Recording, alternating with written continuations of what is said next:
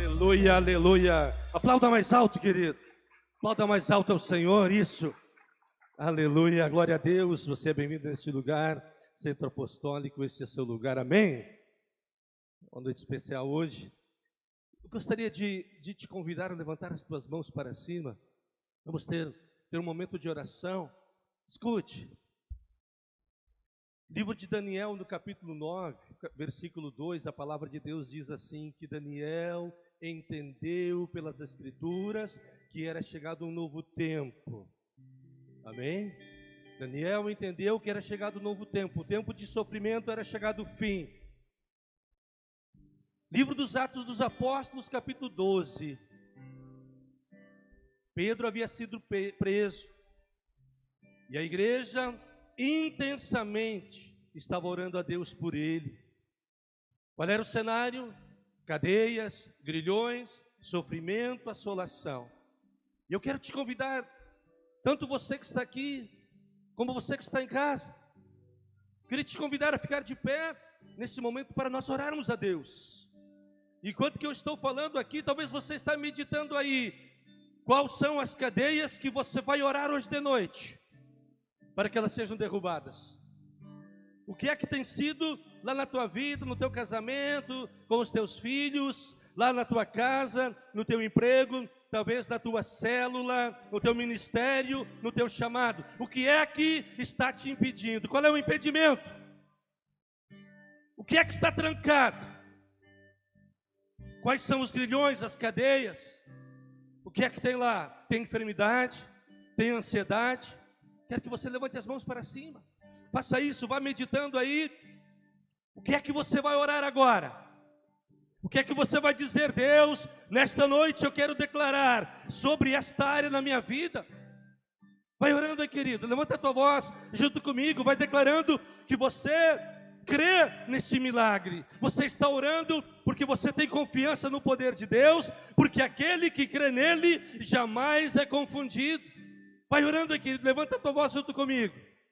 Vai invocando o nome do Senhor, pois a palavra diz que todo aquele que invocar o nome do Senhor será salvo. A palavra dele diz que nunca se ouviu falar de um Deus como ele, que trabalha pelo bem daqueles que confiam nele. Vai orando, querido. Vai orando, vai liberando a palavra aí sobre a tua vida. Levante a tua voz. Levante a tua voz, vai orando. Deus, eu declaro aqui neste lugar um ambiente profético. Senhor, nós declaramos neste lugar um ambiente sobrenatural. A glória do Senhor se estabelecendo aqui. Declaramos nesse lugar que este é um lugar de milagres. Este é um lugar de avivamento. Este é um lugar de ativações. Este é um lugar de rompimentos. Estas palavras, Senhor, nós liberamos aqui. Nós declaramos em nome de Jesus Cristo, e os nossos inimigos vindo por um caminho e por 7 eles fugindo de nós. Vai orando, querido. Em nome de Jesus, é isso que nós liberamos sobre a nossa casa, sobre os nossos filhos. Liberamos estas palavras, Senhor, em nome de Jesus.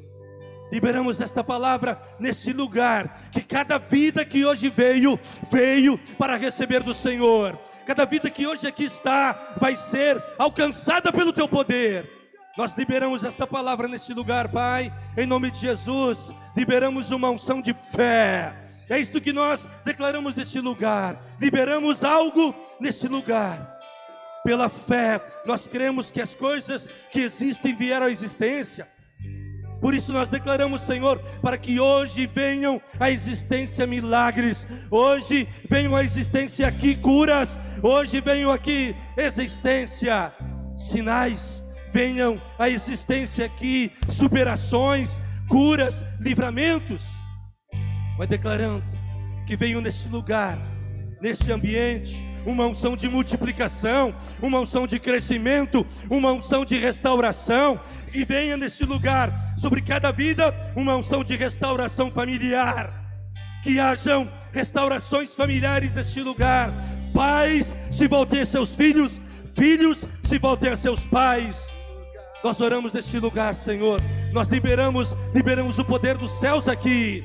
Que os céus de bronze se rompam.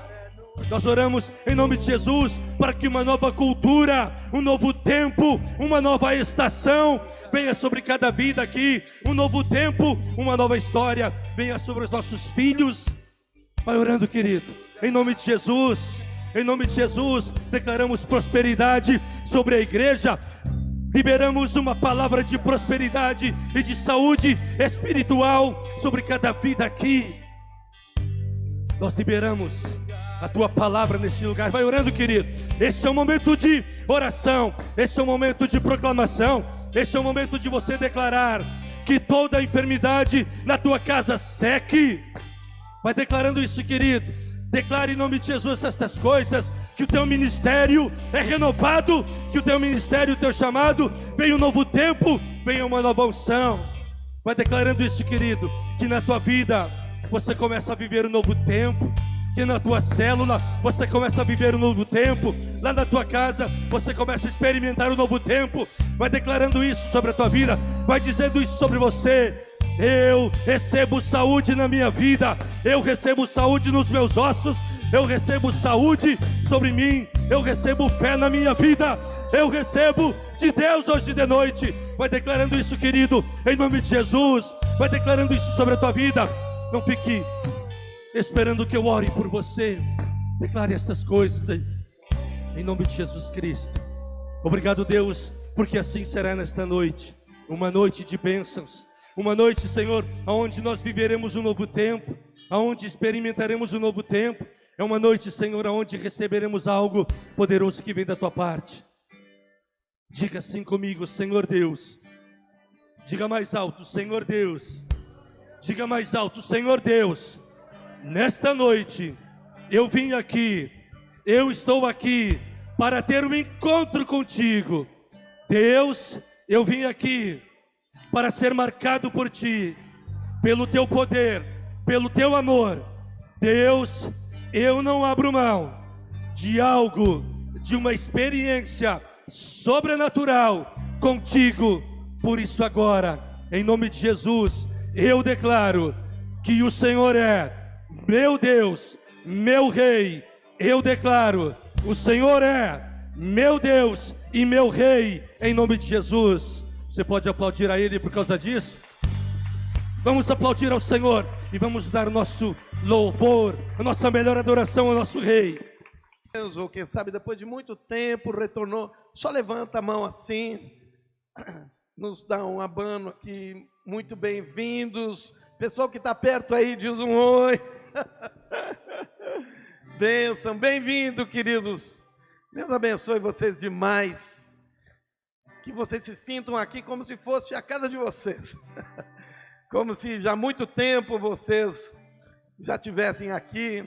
E que cada pessoa que está aqui é um amigo, é alguém que você pode confiar.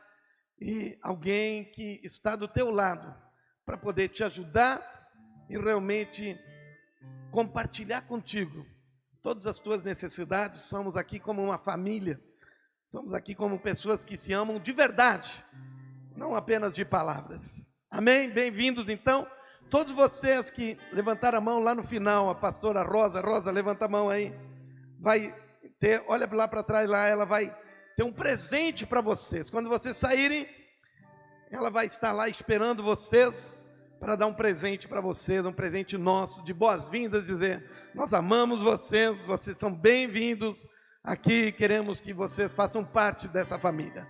Deus abençoe demais. Agora a minha esposa, que já está Boa quase noite. Quase. Tem uma palavra. Boa noite, amados. Boa noite, igreja. Amanhã é comemorado o Dia das Crianças, né? E hoje à noite nós preparamos algo especial, como uma comemoração da volta das crianças à igreja novamente, né? Porque nós estávamos sem o culto infantil.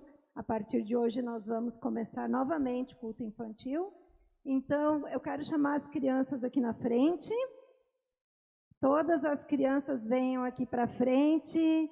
Venham as profs também que trabalham com as crianças, venham junto com as crianças. A palavra de Deus diz, e eu vou aí com vocês, tá? Quero estar pertinho de vocês. Uau. Pastora Rosa, você vem também.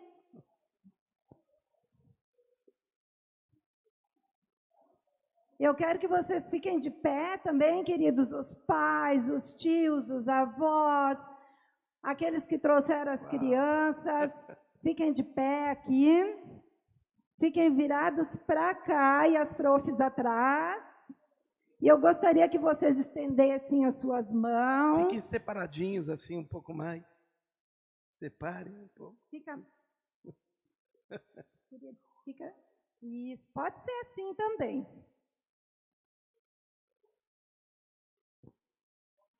E eu queria que vocês, igreja, estendessem as suas mãos para nós abençoar esses pequeninos, porque a palavra de Deus diz que bem-aventurado são as crianças e dos tais é o reino dos céus. Jesus se importava muito com as crianças e ele amava as crianças. E ele ama as crianças ainda hoje.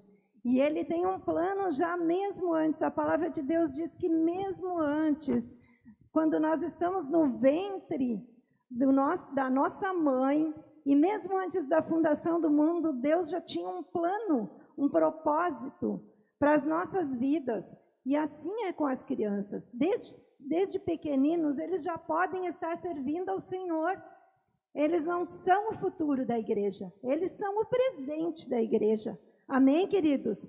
Já desde pequeninos, eles não estão lá na salinha apenas para que os pais fiquem sossegados no culto, assistindo o culto. Não, eles estão lá, as profs, as tias, aquelas que estão ali ministrando a palavra, elas se preparam para ministrar uma palavra, elas aprendem músicas, elas ensinam a palavra, elas fazem atividades, brincadeiras, para que eles já vão crescendo e aprendendo a palavra do Senhor, já vão aprendendo os princípios do Senhor.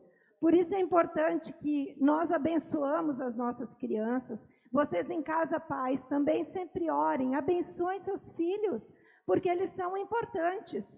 Amém, crianças? Né? Que vocês são de Jesus. Amém? Vamos orar agora, fechar nossos olhos, então vamos abençoar eles. Amém.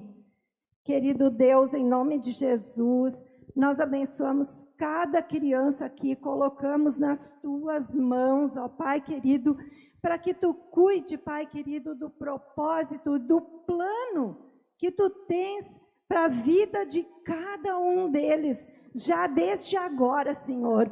Que eles venham aprender, ó Pai, a tua palavra, que eles venham guardar a tua palavra no seu coração, Pai querido, em nome de Jesus. Que eles guardem na memória deles, Pai, tudo que eles aprenderem e viverem juntamente contigo na tua igreja, Pai querido, em nome de Jesus. Nós queremos declarar, nós queremos abençoar os nossos pequeninos. Queremos também abençoar aquelas que ministram a tua palavra, Senhor, que se dedicam pelas crianças, ó Pai. No nome de Jesus, abençoa cada uma delas, da sabedoria, da graça, que a tua unção, Pai, para ensinar os pequeninos, ó Pai, esteja sobre elas, Deus. Em nome de Jesus, em nome de Jesus. Pai, tua Amém. bênção sobre cada criança. E que neste momento, Senhor Deus, que nós estamos reiniciando, depois dessa pandemia, Senhor, estamos reiniciando o trabalho com as crianças, protege, cuida, Senhor, de todo mal, de toda enfermidade, de toda doença, de toda pandemia, protege as tuas crianças, são tuas e tu tem um carinho especial por ela. Abençoamos as crianças para que sejam firmadas, alicerçadas, para que os pais tenham uma visão de que precisam colocar elas e ensinar e treinar elas no caminho do Senhor, desde a sua mocidade. E quando forem velhas, não se desviarão desse caminho. Abençoa as crianças, seus pais, sobretudo as professoras, que ajudam nesse trabalho. Em nome de Jesus. Amém. Amém. Eu ainda quero que vocês orem junto conosco, orem junto comigo assim, abençoando as crianças. Querido Deus, eu abençoo, eu declaro que esses pequeninos serão tudo aquilo que o Senhor tem, que o Senhor preparou para a vida deles. Eu abençoo a vida deles. Em nome de Jesus. Amém. Amém. Glória a Deus. A minha esposa... Agora vocês podem ir lá junto com as profs. Vai ter uma surpresa para vocês, tá bom? A minha esposa foi orar pelas crianças e ela que recebeu a bênção, está caminhando sem muleta aí. Pode sentar. Não, fica em pé, fica em pé. Eu não vi ela caminhando assim em casa ainda.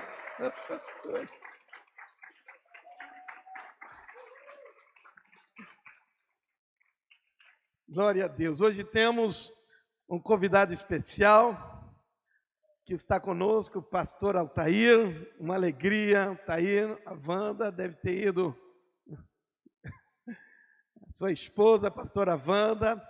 Por favor, Altair, pode vir. O pastor Altair é lá, o pastor lá de Xaxim, está implantando novas igrejas ali na região também. É irmão do nosso querido Jean, nosso secretário da Cultura do município, e temos uma alegria de receber um pastor Altair. Hoje apresentamos o Benjamin, hoje de manhã, filho do Altair, filho do Jean.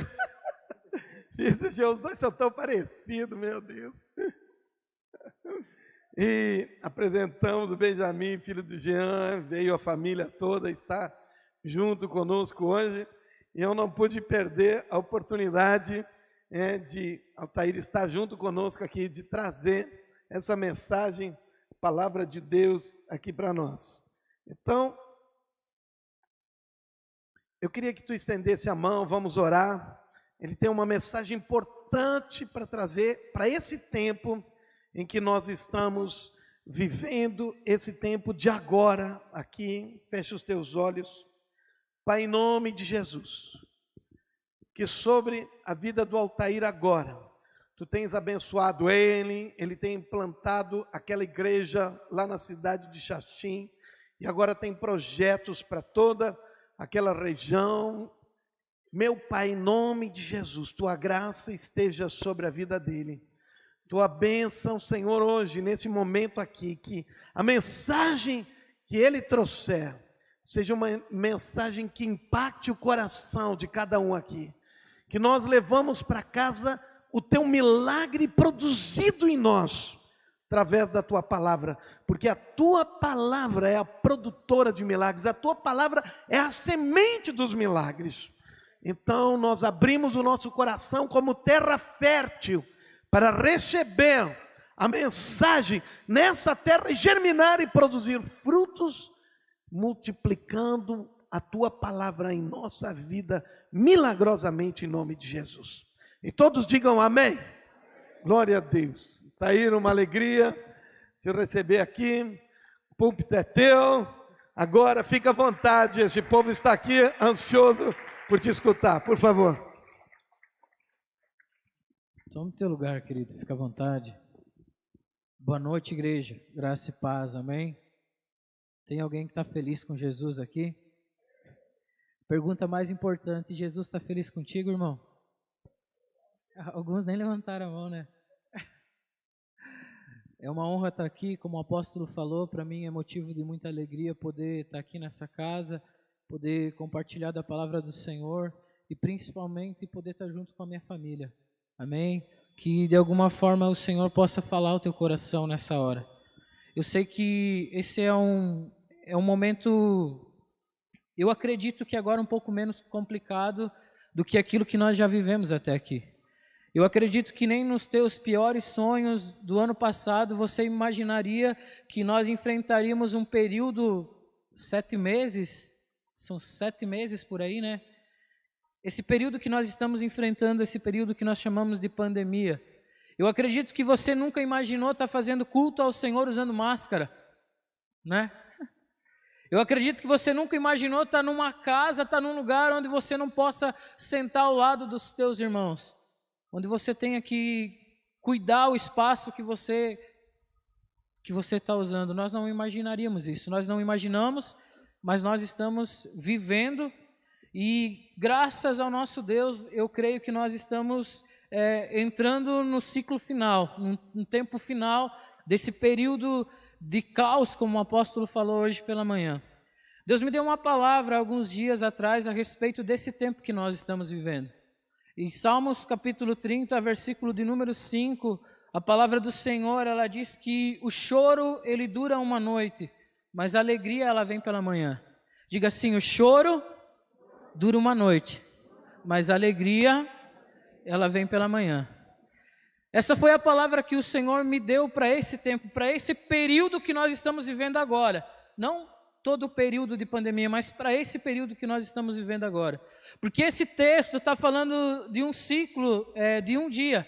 Está falando de um período mais escuro e está falando de um período onde amanhece, onde vem a luz. E a Bíblia diz ali no Salmos 30 que o choro, ele dura, ele permanece durante esse período mais escuro, mas a alegria, ela vem pela manhã. E eu quero liberar uma palavra sobre a tua vida, eu quero liberar uma palavra sobre a tua casa. Nós estamos vivendo esse tempo, onde a noite ela está acabando, onde o tempo de choro ele está terminando, e nós estamos entrando nesse ciclo de alegria. Eu quero declarar sobre a tua vida que aquilo que nós vamos viver nesse tempo agora, querido, será o melhor tempo da tua vida. Será o melhor tempo da igreja sobre a face da terra. Há muitas pessoas que têm falado que as coisas não vão voltar ao normal, querido, eu acredito que Deus não quer nos levar a uma normalidade. Ele não quer que nós venhamos viver da forma que nós estávamos vivendo antes. Eu creio que o Senhor tem coisas maiores para nós nesse tempo. Esse será um tempo das grandes coisas do Senhor. Amém?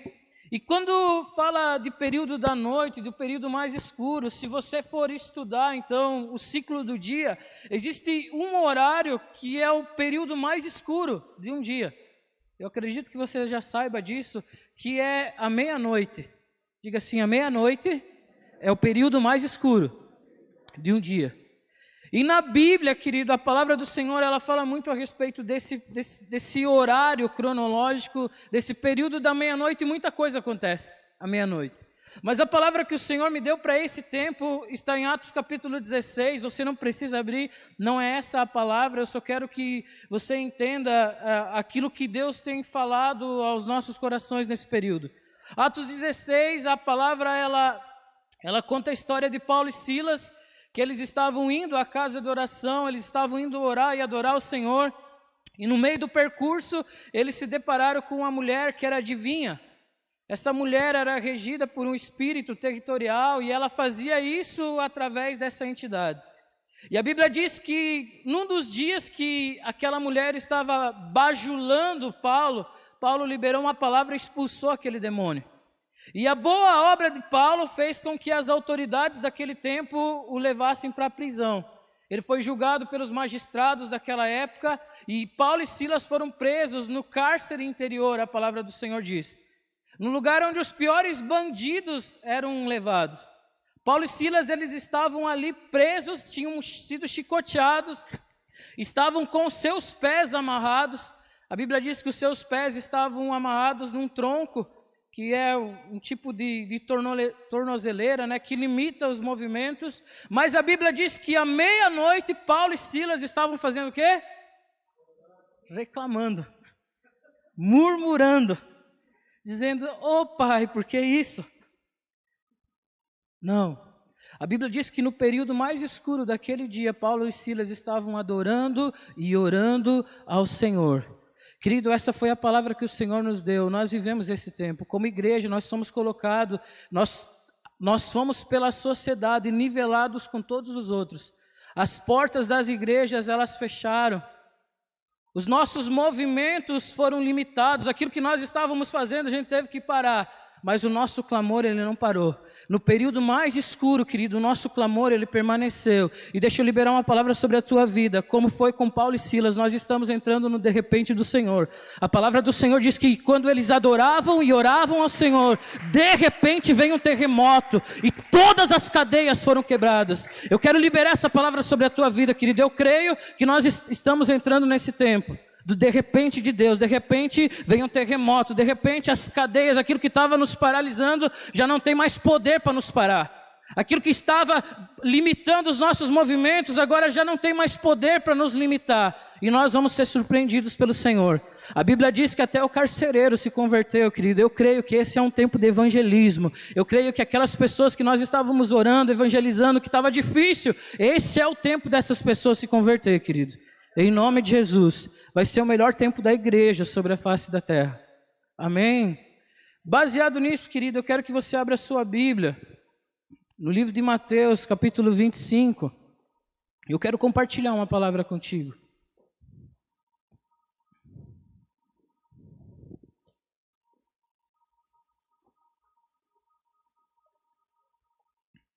Nós recebemos uma palavra esse ano, que o ano de 2020 não seria o ano das muitas coisas, mas seria o ano das grandes coisas. Esse ciclo seria não um ciclo das muitas coisas, mas seria um ciclo das grandes coisas. Diga assim, esse não é o tempo. Diga mais alto, esse não é o tempo das muitas coisas. Diga, mas esse é o tempo das grandes coisas. Amém? Mateus 25, do versículo 14 em diante. A palavra do Senhor diz assim: porque isto também é como um homem que, partindo para fora da terra, chamou seus servos e entregou-lhes os seus bens. E a um deu 5 talentos, e a outro deu 2 talentos, e a outro 1, a cada um segundo a sua capacidade.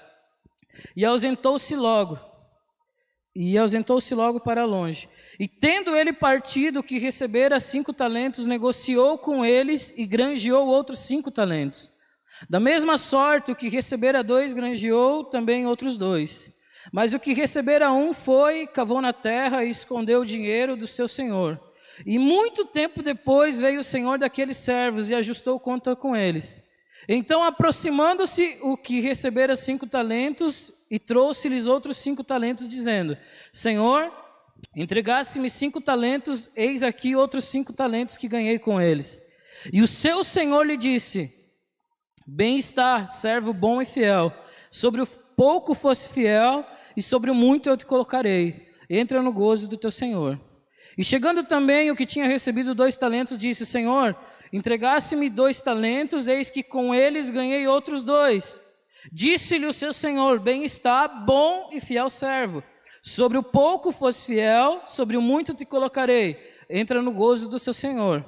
Mas chegando também o que recebera 1 talento, disse: Senhor, eu te conhecia que és um homem duro, que ceifas onde não semeastes, e ajunta onde não espalhaste. E atemorizado escondi na terra o teu talento. Aqui tens o que é teu. Respondendo, porém, o seu senhor disse-lhe: mau e negligente servo, sabes que ceifo onde não semeei e ajunto onde não espalhei. Devias então ter dado o meu dinheiro aos banqueiros, e quando ele viesse, receberia o que é meu com os juros. Tirai-lhes, pois, o talento e dai ao que tem 10 talentos. Porque a qualquer que tiver será dado e terá em abundância, mas ao que não tiver, até o que tem lhe será tirado. Amém? Quantos conhecem esse texto? Esse texto é muito conhecido. Eu acredito que ele já foi usado aqui para falar até sobre dízimos e ofertas. Mas o Senhor me deu uma palavra para esse tempo, a respeito desse texto. Aqui, essa passagem, querido, é uma passagem onde o pouco é multiplicado. O Senhor diz assim: ei, sobre o pouco fosse fiel, e sobre o muito eu te colocarei. Deixa eu mais ou menos desenhar o cenário que nós vivemos em Santa Catarina nesse período. Eu acredito que não foi muito diferente aqui no Rio Grande do Sul. Nós vivemos em um tempo, querido, onde existe uma cultura que nós chamamos de cultura do assistencialismo. né? Em alguns países isso é um plano de governo, em algumas nações, eu acredito que o apóstolo ele possa falar sobre isso muito melhor do que eu, mas existem algumas nações que têm usado o assistencialismo como um plano de governo e ele atende por outros nomes também, comunismo, né? Comunismo ele tem a metodologia de assistencialismo. Nós vivemos esse tempo. O que é o governo do assistencialismo? É um governo onde as necessidades de um povo é suprida pelo governo, fazendo com que um povo se torne dependente somente a essa entidade. É isso, apóstolo? As necessidades são supridas, ou seja, tudo aquilo que o povo precisa, o povo consegue no governo. Mas isso é o mínimo do mínimo. E nós vivemos nesse tempo, nós transicionamos essa mentalidade de assistencialismo para o evangelho do reino de Deus. Porque eu acredito que eu e você, todos nós buscamos ao Senhor por uma motivação. Eu acredito que o fato de você sair da tua casa, estar aqui nessa noite, significa que algo motivou o teu coração a estar aqui. Alguns vieram somente para adorar a Deus. Mas eu, quando fui buscar o Senhor pela primeira vez, querido, eu não fui porque eu queria o adorar. Eu não fui porque eu era apaixonado pela presença dEle. Ao sair da minha casa, ao entrar numa igreja, tudo aquilo que eu queria era que o Senhor mudasse a história da minha família. Essa era a minha necessidade, era tudo que eu buscava no Senhor. E o Senhor, Ele supriu a minha necessidade. Já fazem 11 anos que a minha família foi resgatada, querido. Meu pai, ele tem um testemunho de alcoolismo, ele era alcoólatra, vivia uma vida toda desregrada, e já fazem 11 anos, vai fazer 12 anos, que a minha família foi tirada do lugar que estava e foi inserida no lugar que deveria estar. Eu vivi isso. E talvez você viva até hoje, talvez você creia num Deus que Ele pode suprir as tuas necessidades, e Deus é Deus para suprir as tuas necessidades, querido. Deus é Deus para fazer isso. O nosso Deus, Ele pode suprir, a Bíblia diz que todas as nossas necessidades são supridas segundo a glória do Senhor. Todas as nossas necessidades. Mas isso não é evangelho do reino de Deus. Deixa eu falar uma coisa para você, querido. Muito mais do tanto que você tem de Deus, é o tanto que Ele tem de ti. A cultura que nós deveríamos entender a respeito do evangelho do reino de Deus não é aquilo que o Senhor está me dando, mas sim o que eu estou fazendo com aquilo que Ele está colocando sobre os meus cuidados. Porque essa passagem é uma passagem onde o patrão ele deixa algo de valor na mão dos seus servos. E a palavra que ele diz assim, eu vou voltar, mas eu quero que vocês negociem, multipliquem aquilo que eu te dei. Ou seja, ele está dizendo assim, ei, aquilo que eu coloquei sobre os teus cuidados não é teu, é meu, sou eu que estou te dando e eu quero que você use, multiplique. Isso é bíblico, querido, porque desde o princípio a Bíblia diz que quando o Senhor colocou o homem no jardim, Ele colocou para cultivar, para preservar daquele lugar. Ou seja, o homem ele ganhou tudo pronto, estava tudo pronto ali, a única coisa que ele tinha que fazer era guardar e cultivar, ou seja, ele tinha que preservar aquilo que Deus já tinha dado e multiplicar, fazer crescer. Porque quando nós não cuidamos daquilo que nós temos, querido, nós não desfrutamos de coisas novas. E é uma geração que tem clamado, Senhor, faz algo novo, Deus tem algo novo, e Deus vai fazer algo novo, só que nós não valorizamos aquilo que nós já temos. E esse é um período, querido, esse é um período que nós estamos tendo que entender, ou nós temos que aprender a valorizar aquilo que é pequeno. Ué, mas o pastor falou que Deus tem coisas grandes. Sim, o projeto é grande, a seara é grande, a obra é grande, os milagres eles são grandiosos, mas tudo isso é movimentado por coisas pequenas. Pequenas engrenagens movimentam projetos grandes. Não existe nada que nasce grande, querido. A primeira vez que Deus tentou fazer isso, Ele criou Adão já pronto. No primeiro desafio, na primeira tentação, ele caiu. Primeira vez que Deus tentou dar tudo pronto, dar tudo... O primeiro Adão, ele já nasceu grande. Mas o segundo Adão, a Bíblia diz, eis que um menino nascerá. Ele nasceu pequenininho. Porque tudo aquilo que começa pequeno e caminha no processo que tem que caminhar, vai dar certo, querido. Vai dar certo. Aqui a Bíblia diz que eles foram, esses talentos, eles foram multiplicados. E para aqueles que multiplicaram os talentos, a palavra foi essa, servo bom e fiel. Sobre o pouco fosse fiel, sobre o muito te colocarei. Essa para mim é uma palavra tremenda, querido. Porque na passagem dos 5 pães e 2 peixinhos, a palavra do Senhor diz que Jesus estava pregando na montanha, no monte, e a Bíblia diz que não era uma pregação rápida, era uma pregação bem demorada. E eram 5.000 homens. 5.000 homens. Então tinha muito mais pessoas lá.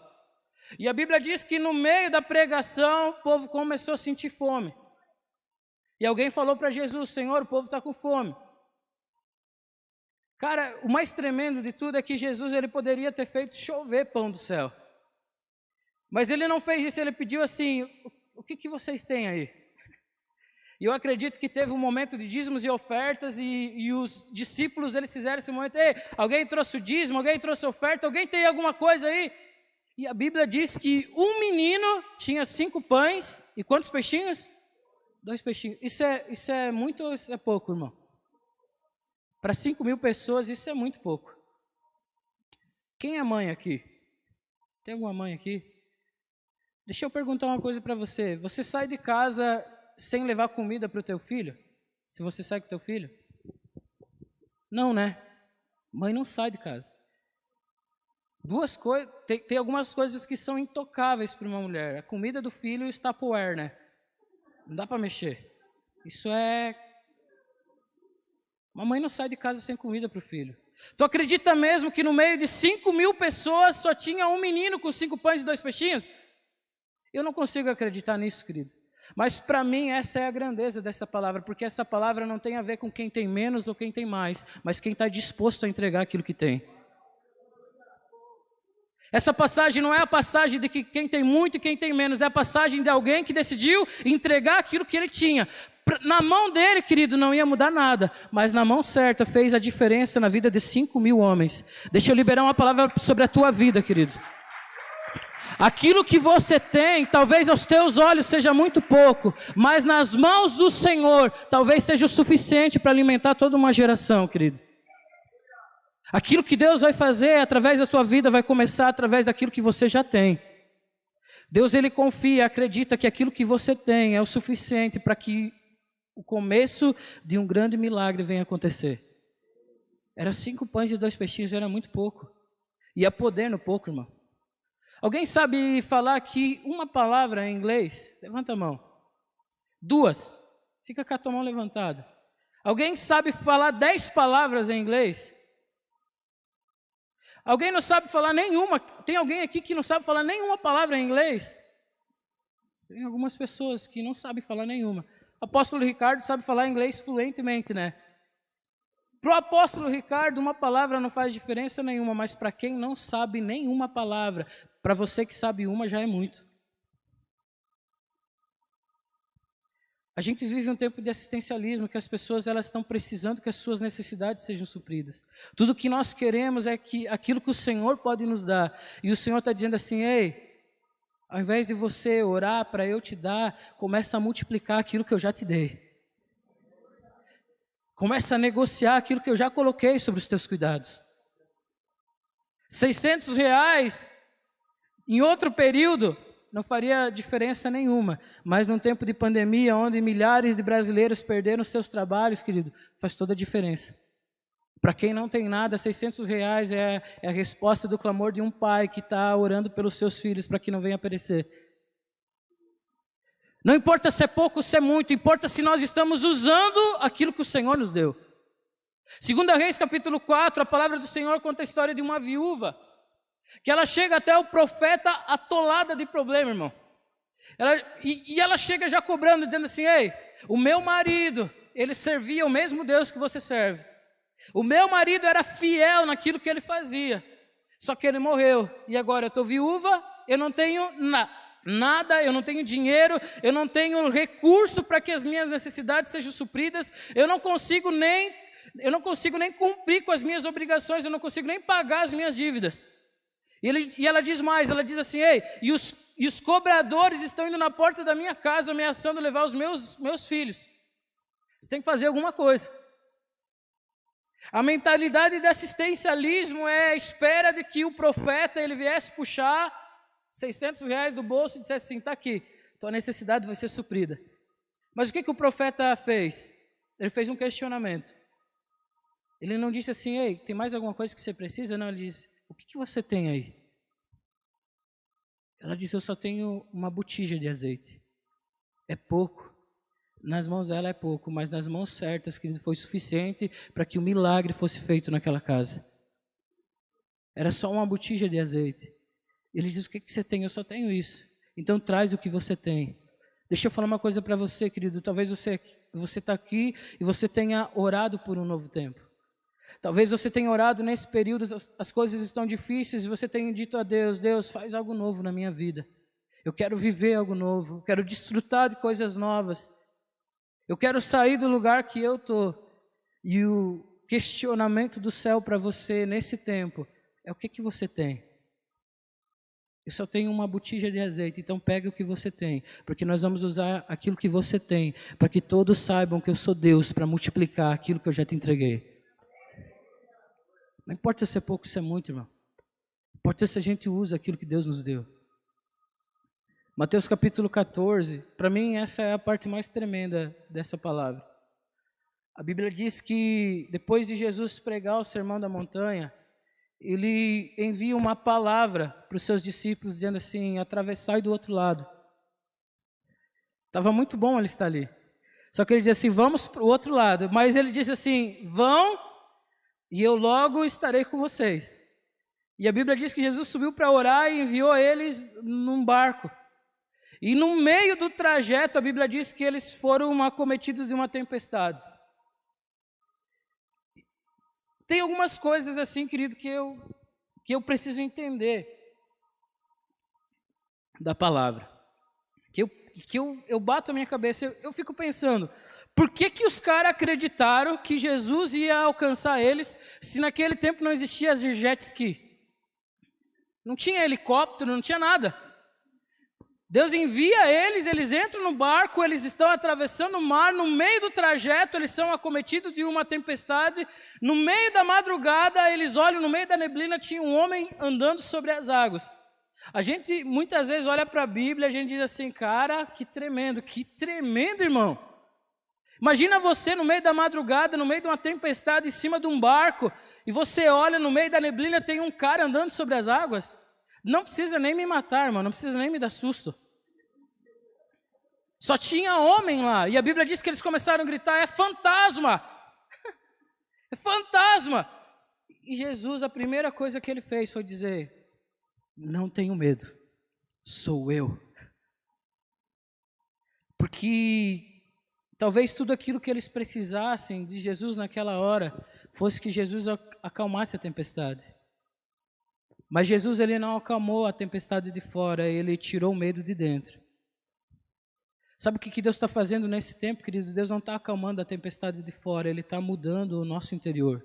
Porque é de dentro para fora que nós somos transformados. Primeiro de tudo, nós precisamos entender, não tenham medo, porque eu estou com vocês. Havia uma palavra de Deus para aquele povo. E no meio do propósito de Deus, muitas vezes nós enfrentamos algumas tempestades. Estamos enfrentando até agora. Mas Jesus está ali, andando sobre as águas. E aí, Jesus disse, sou eu.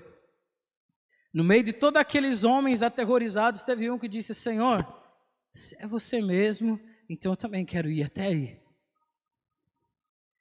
É possível, no meio de uma tempestade, querido, viver algo extraordinário. É possível, no meio de uma pandemia, viver aquilo que ninguém está vivendo.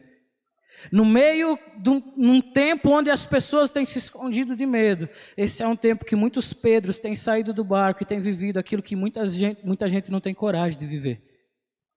Pedro, ele saiu do barco e ele deu alguns passos e a Bíblia diz que no meio do caminho ele sentiu medo.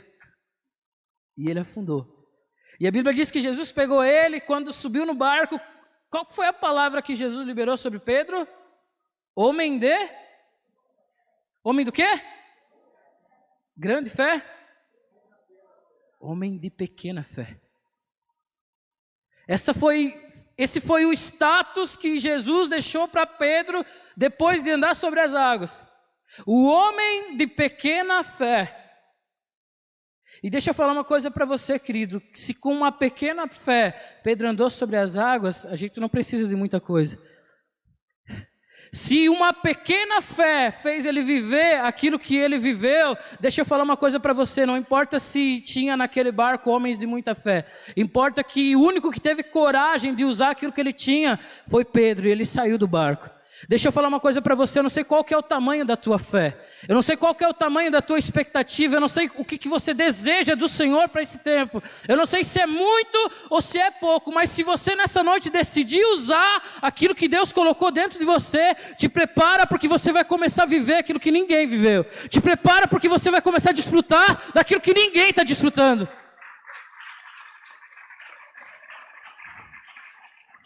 Ele era um homem de pequena fé, irmão. O status de Pedro era homem, e ainda a Bíblia diz que num outro período, já numa outra situação, esse mesmo Pedro, ele junto com seus discípulos, junto com os outros discípulos, ele pediu para Jesus fazer o quê? Aumentar a sua fé. O status dele era homem de pequena fé, aquilo que ele tinha era uma fé pequena, e um dia ele disse: Senhor, aumenta a nossa fé. Deixa eu falar uma coisa para você, querido. O homem de pequena fé, numa outra realidade, ele pregou e 3.000 homens se converteram. O homem de pequena fé, numa outra realidade, quando ele passava, a sombra dele curava. Eu não sei se você entende isso, irmão. Jesus, a sombra dele não curou. Curou, apóstolo? Não.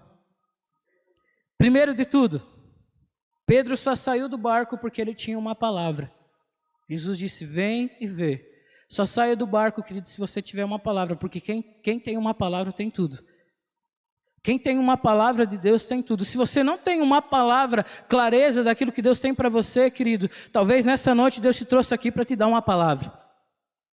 Esteja sensível, com os teus ouvidos sensíveis, porque talvez hoje o Senhor vai te dar clareza daquilo que Ele tem para a tua vida.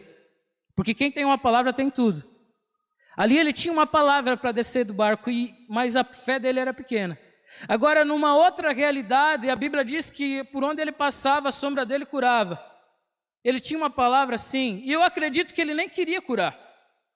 Eu não acredito que Pedro passava e dizia assim: não, minha sombra vai curar, eu sou bom. Não, ele tinha uma palavra. Jesus disse: ei, vocês farão as mesmas obras que eu, e ainda obras maiores. Eu não sei se você entende isso, querido. O homem de pequena fé era pequenininho. O que ele tinha era pequeno, mas ele decidiu usar aquilo que ele tinha. E toda a realidade dele foi mudada, querido. Ele desfrutou daquilo que ninguém desfrutou. Havia uma palavra sobre a vida dele.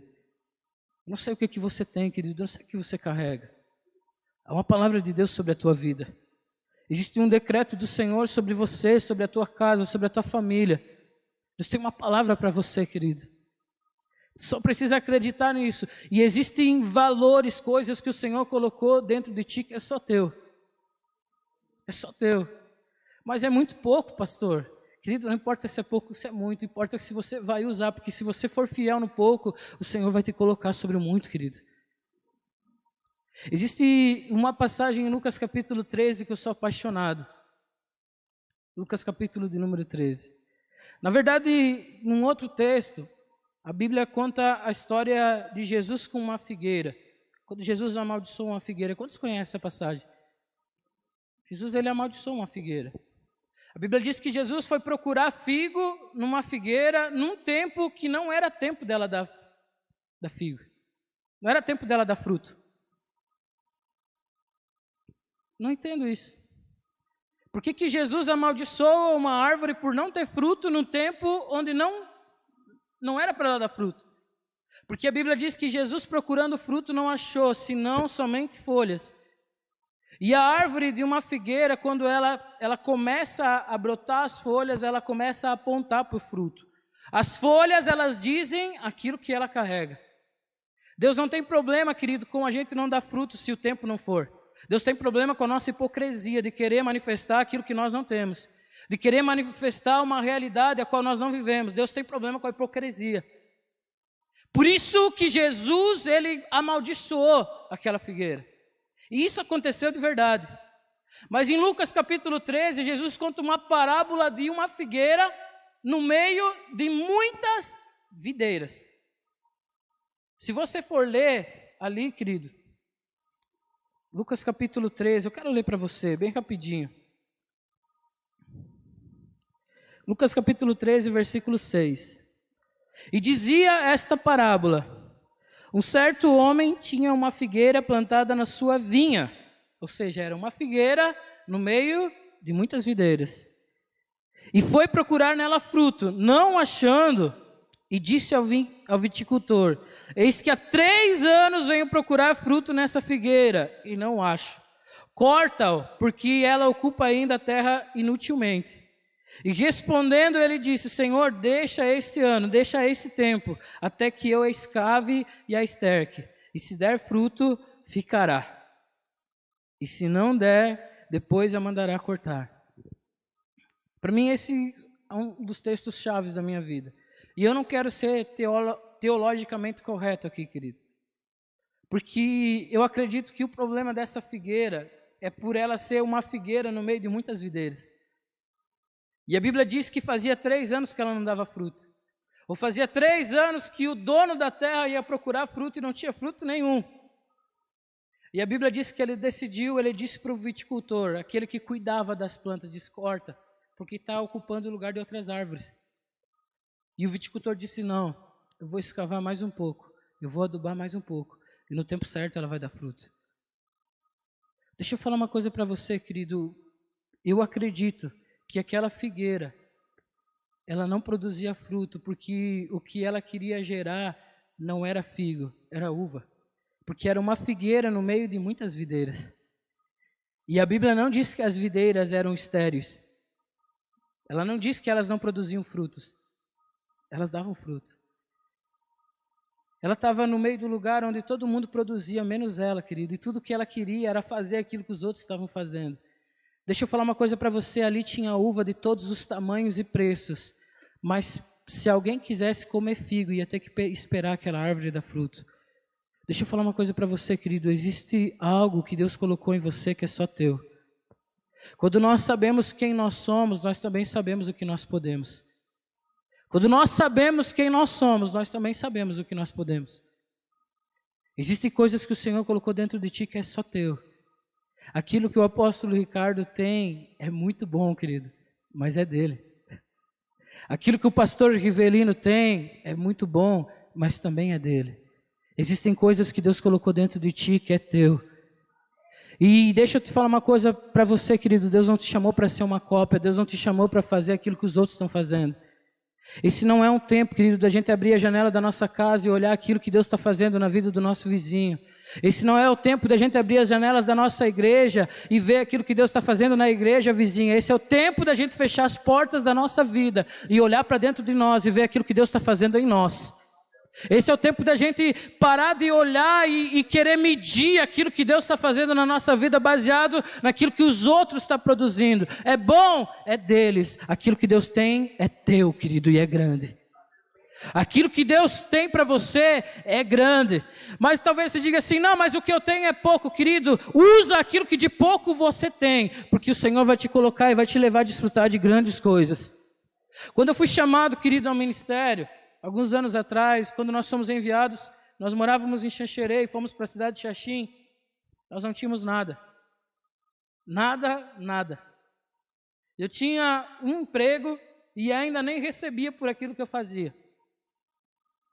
E quando eu fui de Xanxerê para Xaxim, nós fizemos a mudança, todo o recurso que eu tinha foi usado para pagar o meu aluguel adiantado, querido. E eu sempre conto esse testemunho, eu tinha 3 pãozinhos que eu e o pastor Diego comemos na viagem.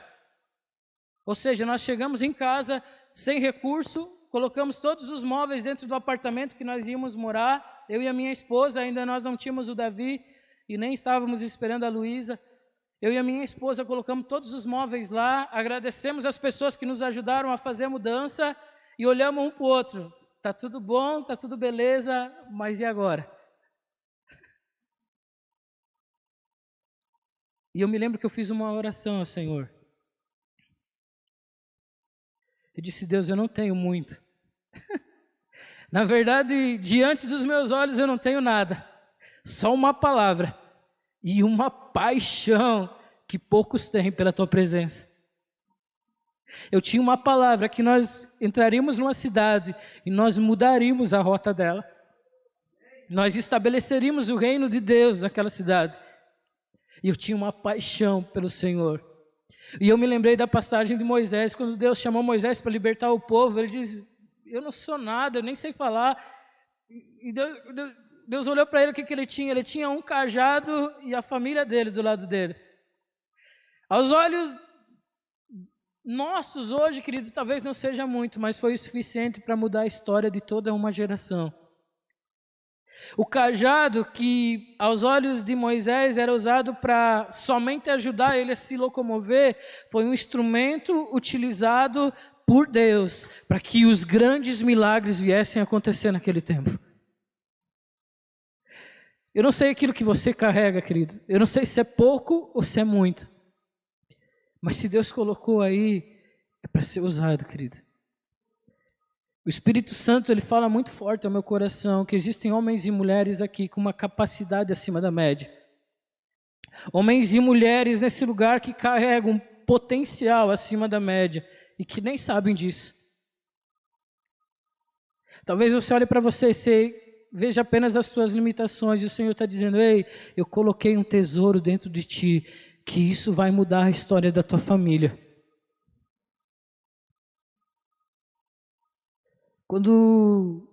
Para terminar, querido, eu vou usar o texto de Atos capítulo 3.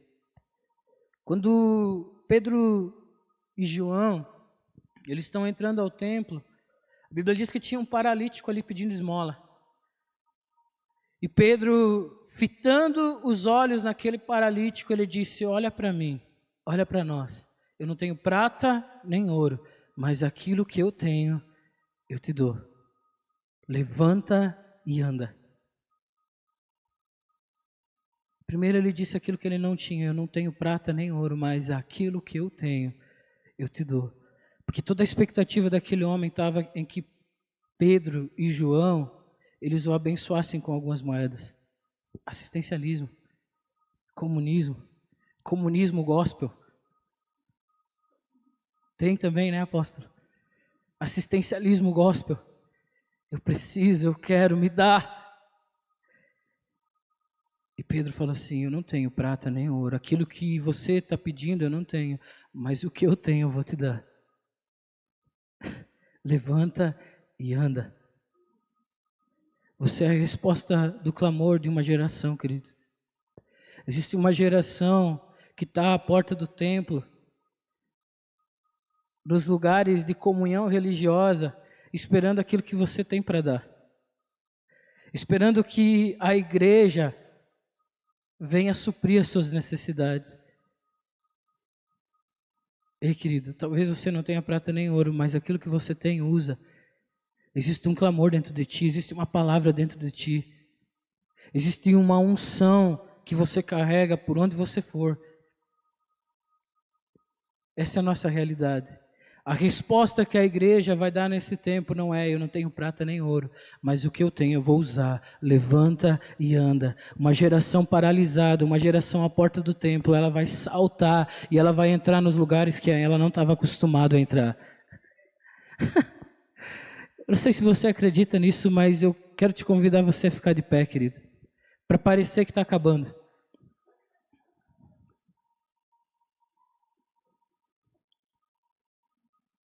Eu quero te convidar você a fechar os teus olhos, querido. E eu quero te convidar você a orar ao Senhor. Eu não sei o que te motivou a estar aqui, querido. Mas uma coisa eu sei, querido, que aquilo que nos dá segurança, isso também causa dependência em nós. Aquilo que tem poder para nos mover, também tem poder para nos parar.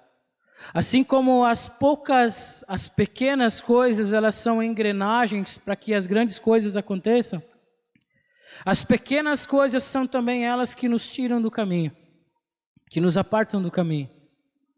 E eu quero te convidar a você fechar os teus olhos, querido, e eu quero te convidar a você a orar ao Senhor, para que você se apresente ao Senhor com a tua realidade. Como você está aqui? Talvez você nem saiba aquilo que o Senhor confiou em tuas mãos. Talvez tudo aquilo que você queria era uma oração, que alguém viesse e tocasse sobre a tua vida e dissesse: ei, as coisas vão melhorar. As coisas vão mudar e o Senhor está dizendo: ei, existem coisas que eu coloquei dentro de ti, que eu vou começar a usar elas para mudar a tua vida.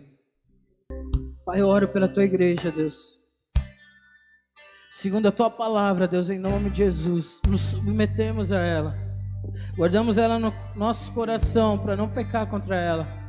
Deus, eu oro, Deus, em nome de Jesus, para que nós venhamos ser uma geração de servos bons e fiéis, de homens e mulheres que multiplicam aquilo que o Senhor tem confiado a nós.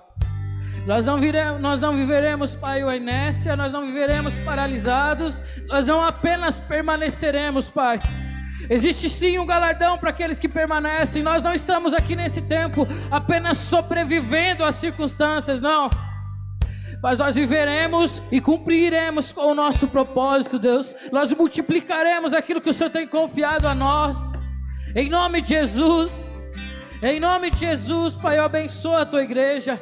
Eu declaro, Pai, Senhor, em nome de Jesus, que passará, Senhor, que não passará a nossa geração antes que todas essas coisas aconteçam. Em nome de Jesus.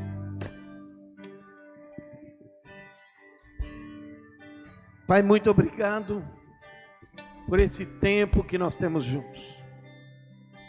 Te agradeço pela vida do pastor Altair, sua família, sua casa. Muito obrigado, e que essa palavra produza e se multiplique na vida de cada um que aqui esteve. Senhor Deus, que a disposição daquele menino que deu os 2 peixinhos e os 5 pães se torne padrão no nosso meio, para vermos uma multiplicação sobrenatural e milagres extraordinários acontecendo, em nome de Jesus.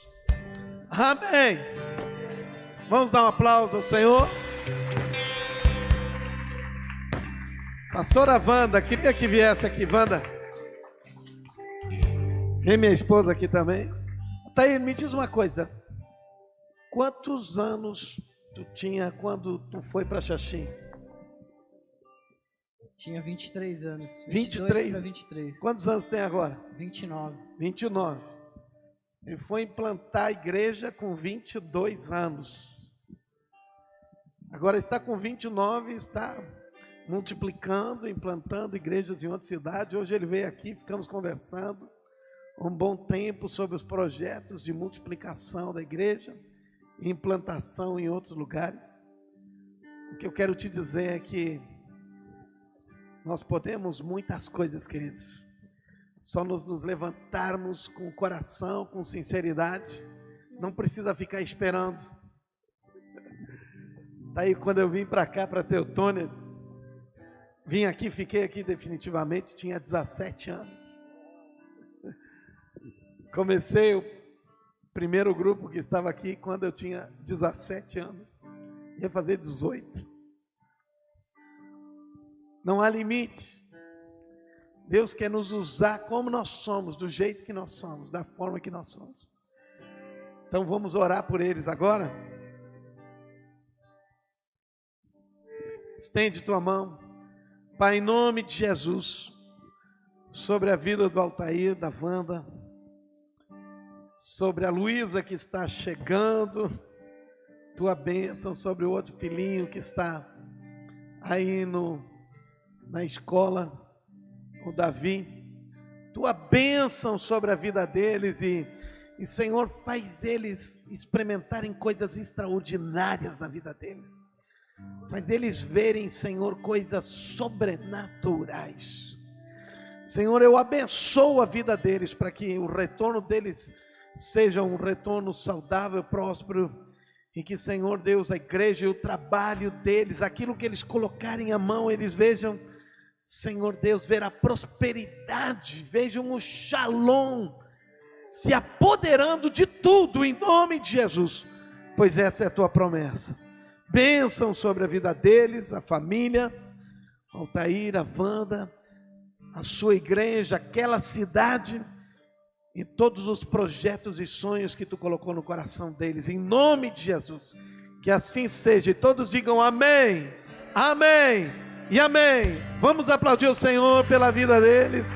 Altair, Wanda, muito obrigado por vocês estarem conosco aqui. Bênção sobre a vida de vocês. Pai, tua glória é sobre a vida de cada um dos teus filhos.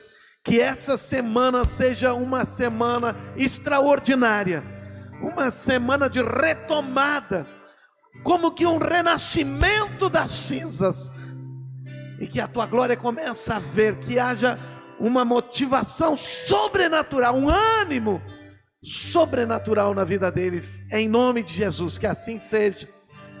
Querido, que tu tenha uma semana extraordinária, sobrenatural. Olha para mim aqui.